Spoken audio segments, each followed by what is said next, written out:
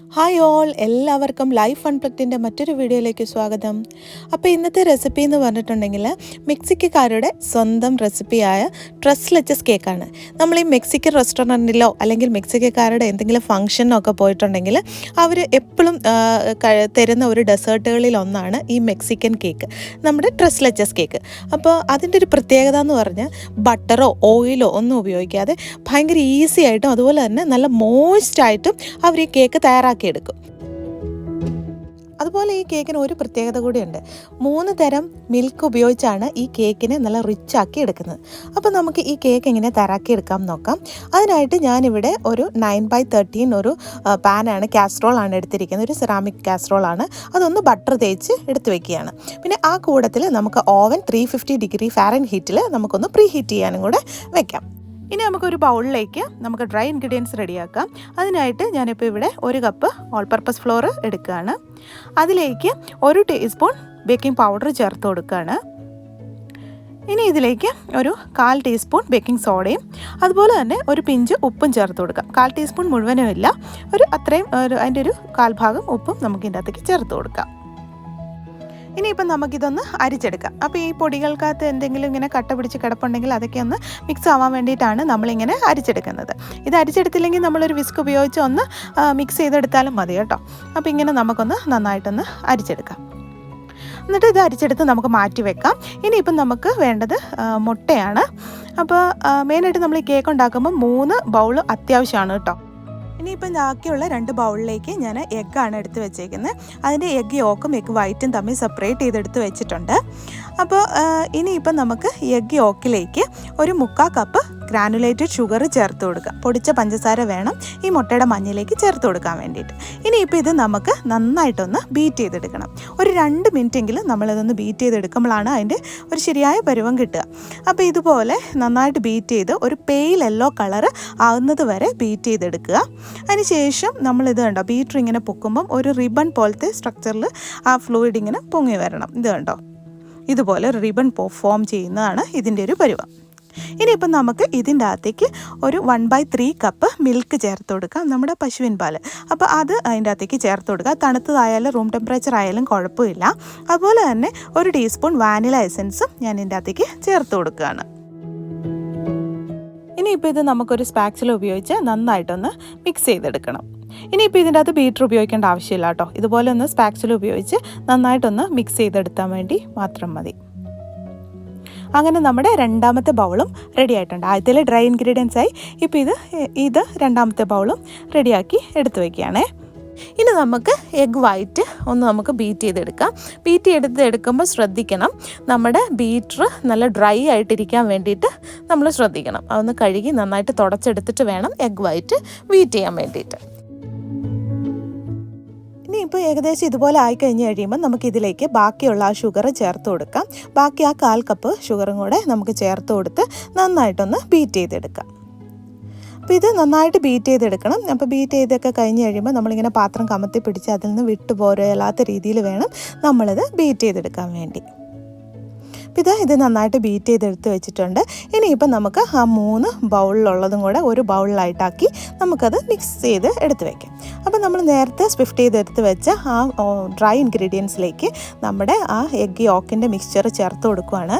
അതൊരു സ്പാക്സുല ഉപയോഗിച്ച് നമുക്ക് നന്നായിട്ട് മിക്സ് ചെയ്തെടുത്ത് വയ്ക്കാം. ഇത് കണ്ടോ, ഇത് നന്നായിട്ട് കട്ട കെട്ടാതെ നമുക്ക് നന്നായിട്ടൊന്ന് മിക്സ് ചെയ്യാം. അപ്പോൾ അത് ഞാൻ ഏകദേശം നന്നായി മിക്സ് ചെയ്തിട്ടുണ്ട്. ഇനി നമുക്ക് എഗ്ഗ് വൈറ്റ് മിക്സ് ചെയ്തെടുക്കാം. അപ്പോൾ അത് നമുക്ക് വേണമെങ്കിൽ മുഴുവനായിട്ട് ഇട്ട് മിക്സ് ചെയ്യാം, അതല്ലെങ്കിൽ കുറേശ്ശെ ഇട്ട് മിക്സ് ചെയ്തെടുക്കാം. എങ്ങനെയാണെങ്കിലും ഇത് ഒത്തിരി തവണ ഇട്ട് ഇളക്കി അതിൻ്റെ ആ ഒരു ഫ്ലഫിനെസ് കളയരുത്. അതാണ് നമ്മുടെ കേക്കിന് നല്ലൊരു റിച്ച് മോയ്സ്റ്റ് തരുന്നത്. നല്ല ഇങ്ങനെ പഞ്ഞി പോലെ ആക്കിയെടുക്കുന്നത് ഈ എഗ്ഗ് വൈറ്റാണ്. അപ്പോൾ ജസ്റ്റ് ഒന്ന് ഫോൾഡ് ചെയ്ത് കൊടുത്താൽ മാത്രം മതി. അപ്പോൾ കുറേശ്ശെ ഇട്ട് ഞാൻ ചെയ്യുന്നത്. അപ്പം ആദ്യത്തെ ഒരു കുറച്ച് ഭാഗം ഇട്ടു, ഇനി അടുത്ത ഭാഗം ഇടുകയാണ്. അപ്പം അങ്ങനെ നമുക്ക് ബാക്കി ചെയ്തെടുക്കാം. അപ്പോൾ ഇതിങ്ങനെ ഞാൻ ചെയ്തെടുത്തിട്ടുണ്ട്. അപ്പോൾ ഇത് കണ്ടോ, ഇതുപോലെ നല്ല ഒരു സ്മൂത്തായിട്ടുള്ളൊരു ടെക്സ്ചറായിട്ട് നമുക്ക് കിട്ടും. എന്നാൽ നല്ലൊരു എയർ ഉള്ള പോലത്തെ ഒരു ഫ്ലഫി ആയിട്ടുള്ളൊരു മാവാണ് നമുക്ക് കിട്ടുന്നത്. ഇനിയിപ്പോൾ ഇത് നമുക്ക് ബേക്കിംഗ് പാനിലേക്ക് മാറ്റാം. അപ്പോൾ ബേക്ക് ചെയ്തപ്പോൾ എനിക്ക് എപ്പോഴും ഫീൽ ചെയ്യാറുള്ളത് ഇതുപോലത്തെ ഒരു സിറാമിക് പാനിലോ അല്ലെങ്കിൽ ഒരു ഗ്ലാസ് വെയറിലോ ചെയ്തെടുക്കുമ്പോഴാണ് കുറച്ചും കൂടെ കേക്ക് മോയ്സ്റ്റായിട്ട് വരുന്നത് കണ്ടിട്ടുള്ളത്. നമ്മുടെ ബേക്കിംഗ് സെറ്റ് ഉണ്ടല്ലോ, അതിനെക്കാട്ടിലും തോന്നിയിട്ടുള്ളത് ഇതുപോലത്തെ സിറാമിക് പാനിലോ ഗ്ലാസ് പാനിലോ ആണ്. അപ്പം അങ്ങനെയാണ് എനിക്ക് ഫീൽ ചെയ്തിട്ടുള്ളത് കേട്ടോ. അപ്പോൾ ചെയ്യുമ്പോൾ അങ്ങനത്തെ ഒരു പാൻ എടുക്കാൻ വേണ്ടി ശ്രദ്ധിക്കണം. ഇനിയിപ്പം നമുക്ക് ഈ ബാറ്റർ ഈ പാനിൻ്റെ എല്ലായിടത്തേക്ക് നമുക്ക് സ്പ്രെഡ് ചെയ്ത് കൊടുക്കാം. അതുപോലെ തന്നെ ഇപ്പം ഞാൻ ഈ എടുക്കുന്ന മെഷർമെൻറ്റ് ഒരു 8 പേർക്കൊക്കെ നല്ല വലിയ പീസായിട്ട് തന്നെ കട്ട് ചെയ്തെടുക്കാൻ പറ്റുന്ന രീതിയിലാണ് ഇത് ചെയ്യുന്നത്. 8 അല്ലെങ്കിൽ ഒരു 10 പേർക്കൊക്കെ നന്നായിട്ട് ഇത് നമുക്ക് കട്ട് ചെയ്തെടുക്കാൻ വേണ്ടി പറ്റുന്നതാണ്. അപ്പം നിങ്ങൾ മെഷർമെൻറ്റ് നോക്കുമ്പോൾ അതിൻ്റെ പകുതി മതിയെങ്കിൽ അതുപോലെ ചെയ്യാൻ വേണ്ടി ശ്രദ്ധിക്കണം കേട്ടോ. അപ്പോൾ നമുക്കിത് ഓവനിൽ വെച്ച് ഒരു 350 ഫാരൻഹീറ്റിൽ ഒരു 30 മിനിറ്റ് നമുക്കിത് ബേക്ക് ചെയ്തെടുക്കാം. അപ്പോൾ ഇത് കണ്ടോ, ഇത് നന്നായിട്ട് ബേക്കായിട്ട് വന്നിട്ടുണ്ട്. കേക്കൊക്കെ നല്ല അടിപൊളിയായിട്ടുണ്ട്. ഉള്ളൊക്കെ നന്നായിട്ട് കുക്കായിട്ടും വന്നിട്ടുണ്ട്. ഇതുപോലെ നമ്മളൊരു സ്ക്യൂവർ ചെയ്ത് നോക്കുമ്പോൾ കണ്ടോ, ഇതിൽ ഒട്ടിപ്പിടിച്ചിട്ടൊന്നുമില്ല. അപ്പോൾ കേക്ക് നന്നായിട്ട് ബേക്കായിട്ട് വന്നിട്ടുണ്ട്. ഇനിയിപ്പോൾ ഇതൊന്ന് നമുക്ക് തണുക്കാൻ വേണ്ടി മാറ്റി വയ്ക്കണം. അപ്പോൾ ഇത് നന്നായിട്ട് തണുത്തിട്ടൊക്കെ ഉണ്ട് കേട്ടോ. ഞാനിത് തലേദിവസമാണ് ഈ കേക്ക് ബേസ് റെഡിയാക്കിയത്. അപ്പോൾ ഇനിയിപ്പോൾ ഇത് നമുക്ക് മാറ്റി വെച്ചിട്ട് നമ്മുടെ കേക്ക് സിറപ്പ് റെഡിയാക്കി എടുക്കാം. അതിനായിട്ട് ഞാനിപ്പോൾ ഇവിടെ ഒരു വലിയ കപ്പാണ് കേട്ടോ എടുത്തേക്കുന്നത്. ഇതിലേക്ക് നമുക്ക് ഒരു 1/3 കപ്പ് വിപ്പിംഗ് ക്രീം ചേർത്ത് കൊടുക്കുക. ഇനിയിപ്പം നമുക്ക് അതിലേക്ക് ഇവാപ്പറേറ്റഡ് മിൽക്കാണ് ചേർക്കുന്നത്. അത് ഞാനൊരു 1.5 കപ്പ് ചേർക്കുന്നുണ്ട് കേട്ടോ.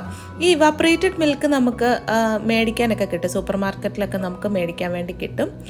ഇനി നമുക്ക് ചേർക്കേണ്ടത് കണ്ടൻസ്ഡ് മിൽക്കാണ്. അത് നമുക്ക് 1 കപ്പ് നമുക്ക് കണ്ടൻസ്ഡ് മിൽക്ക് നമുക്ക് ഇതിൻ്റെ അകത്തേക്ക് ചേർക്കാം. ഇനി 1 കൂടുതൽ വേണമെന്നുള്ളത് നമ്മൾ ഇതെല്ലാം കൂടെ ഒന്ന് മിക്സ് ചെയ്ത് കഴിഞ്ഞ് കഴിയുമ്പോൾ മധുരം നോക്കിയിട്ട് കുറച്ചും കൂടെ മധുരം വേണം തോന്നുവാണെങ്കിൽ കണ്ടൻസ്ഡ് മിൽക്ക് അതിൻ്റെ അകത്തേക്ക് ചേർക്കാം കേട്ടോ. ഇപ്പം ഞാനിവിടെ 1 കപ്പേ ചേർത്തുള്ളൂ. എന്നിട്ട് നമുക്കത് നന്നായിട്ടൊരു വിസ്ക് വെച്ച് നന്നായിട്ടൊന്ന് ഇളക്കിയ ശേഷം അത് നമുക്ക് ഈ കേക്കിൻ്റെ മുകളിൽ ഒന്ന് ഒഴിച്ചു കൊടുക്കണം. അപ്പം നന്നായിട്ട് ഈ 3 മിൽക്കും കൂടെ ഒന്ന് മിക്സ് ചെയ്ത ശേഷം വേണം നമ്മൾ ഒഴിച്ചു കൊടുക്കാൻ. അപ്പോൾ അതിന് മുമ്പ് നമുക്ക് ഈ കേക്കിൻ്റെ മുകളിൽ കുറച്ച് ചെറിയ ഹോൾസ് നമുക്ക് ഇട്ട് കൊടുക്കാം.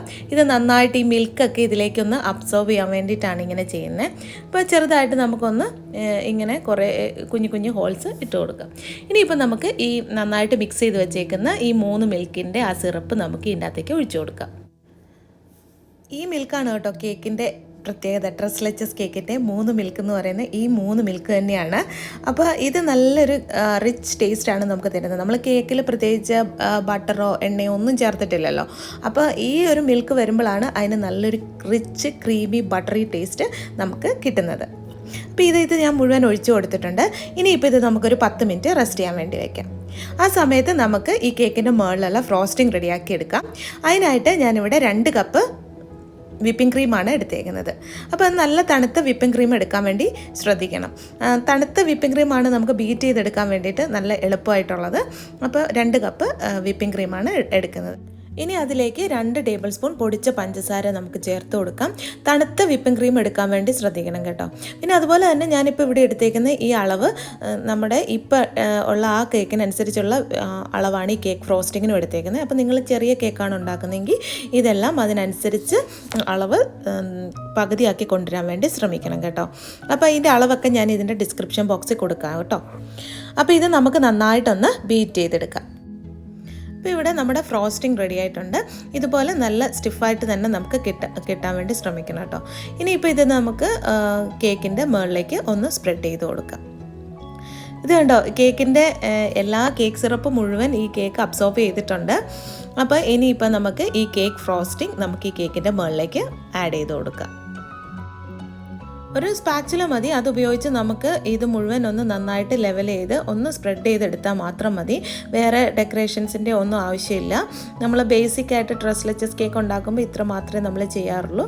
ഇതുപോലെ ഒരു സ്പാച്ചുല ഉപയോഗിച്ച് നന്നായിട്ട് നമുക്കിതൊന്ന് സ്പ്രെഡ് ചെയ്തെടുക്കാം. അതിനുശേഷം ഒരു ഡ്രൈ ആയിട്ടുള്ള ഒരു സ്പാച്ചുല ഉപയോഗിച്ച് വേണമെങ്കിൽ ഇതുപോലെ ഒന്ന് ഒരു ഭംഗിക്ക് വേണ്ടിയിട്ട് നമുക്കൊന്ന് ലെവൽ ചെയ്ത് എടുക്കുകയും കൂടെ ചെയ്യാം. ഇനിയിപ്പോൾ ഇത് എങ്ങനെ വേണേലും നമുക്ക് ഡെക്കറേറ്റ് ചെയ്യാം. സാധാരണ ഇവരുടെ ഒതൻറ്റിക് ട്രെസ് ലെച്ചസ് കേക്കിൽ അങ്ങനെ അധികം ഡെക്കറേഷൻസ് ഒന്നുമില്ല. എന്തെങ്കിലും ഒരു ബെറീസൊക്കെയാണ് അവർ വെക്കാറ്.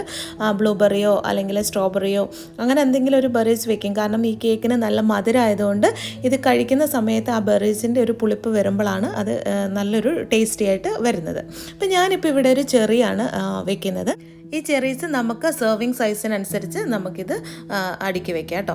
അപ്പം ഇതൊരു 8 അല്ലെങ്കിൽ 10 പേർക്ക് ജനറസ് ആയിട്ട് നമുക്കിത് കട്ട് ചെയ്യാവുന്ന രീതിയിലുള്ള ഒരു കേക്കാണ് ഞാനിവിടെ റെഡിയാക്കിയേക്കുന്നത്. അപ്പോൾ ഈ കേക്ക് ശരിക്കും നമുക്കൊരു 10 പേർക്കൊക്കെ ജനറസ് ആയിട്ട് കട്ട് ചെയ്യാൻ വേണ്ടി പറ്റും. കണ്ടോ, ഈ ചെറിയൊക്കെ ഇതിൻ്റെ മുകളിൽ വന്നു കഴിഞ്ഞപ്പോഴത്തേക്കും നല്ലൊരു ഭംഗിയില്ലേ കാണാൻ. കുറച്ചും കൂടെ ഒന്ന് ഭംഗി കൂട്ടാൻ വേണ്ടി ഞാൻ അതിൻ്റെ മുകളിൽ നമ്മുടെ പൊടിച്ച പഞ്ചസാര ഒരു അരിപ്പയിലിട്ട് ഒന്നും കൂടെ അതിൻ്റെ മുകളിലേക്ക് ഇട്ട് കൊടുക്കുന്നുണ്ട്. അപ്പോൾ ഒരു ഐസിങ് ഫീലൊക്കെ വരും. അപ്പം നിങ്ങളും ഇതൊന്ന് തയ്യാറാക്കി നോക്കണം. നമുക്കൊക്കെ പെട്ടെന്ന് റെഡിയാക്കി എടുക്കാനുള്ളൂ. ഒരു ഗെറ്റ് ടുഗദറിനോ അല്ലെങ്കിൽ ഒരു പാർട്ടിക്കൊക്കെ നമുക്ക് ഇത് പെട്ടെന്ന് ആക്കിയെടുക്കാൻ വേണ്ടി പറ്റും. തലേദിവസം കേക്കിൻ്റെ ബേസ് ആക്കുക, പിറ്റത്തെ ദിവസം കേക്കിൻ്റെ സിറപ്പ് ഫ്രോസ്റ്റിങ്ങും ചെയ്ത് ഒന്ന് കേക്ക് തണുപ്പിച്ചെടുക്കാനും കൂടെ ശ്രമിക്കണം കേട്ടോ. അങ്ങനെ തണുപ്പിച്ചെടുത്ത് നമ്മൾ സെർവ് ചെയ്ത് കഴിയുമ്പോൾ എല്ലാവർക്കും ഇഷ്ടപ്പെടും. അതുപോലെ ഈ കേക്ക് ഉണ്ടാക്കാൻ വേണ്ടി അങ്ങനെ വലിയ സ്കില്ലിൻ്റെ ഒന്നും ആവശ്യമില്ല. നമുക്ക് എല്ലാവർക്കും ഉണ്ടാക്കിയെടുക്കാൻ പറ്റുന്നതാണ് ഈ കേക്ക്. അപ്പം ഞാനിപ്പോൾ ഇത് മുറിക്കുന്നില്ല, കാരണം ഞാൻ ഇത് ക്രിസ്മസ് പാർട്ടിക്ക് വേണ്ടിയിട്ട് ഉണ്ടാക്കിയതാണ്. അപ്പം നിങ്ങളും ഇതെന്തായാലും ചെയ്ത് നോക്കിയിട്ട് എങ്ങനെ ഉണ്ടായിരുന്നെന്ന് അഭിപ്രായം പറയണം കേട്ടോ. അപ്പോൾ ഈ വീഡിയോ ഇഷ്ടപ്പെട്ടെങ്കിൽ വീഡിയോ ലൈക്ക് ചെയ്യാനും ഷെയർ ചെയ്യാനും മറക്കരുത്. അതുപോലെ ഈ ചാനലൊന്ന് സബ്സ്ക്രൈബ് ചെയ്ത് സപ്പോർട്ട് ചെയ്യാനും മറക്കരുത്. അപ്പം മറ്റൊരു വീഡിയോ ആയിട്ട് കാണുന്നത് വരെ എല്ലാവർക്കും ബൈ. Thank you.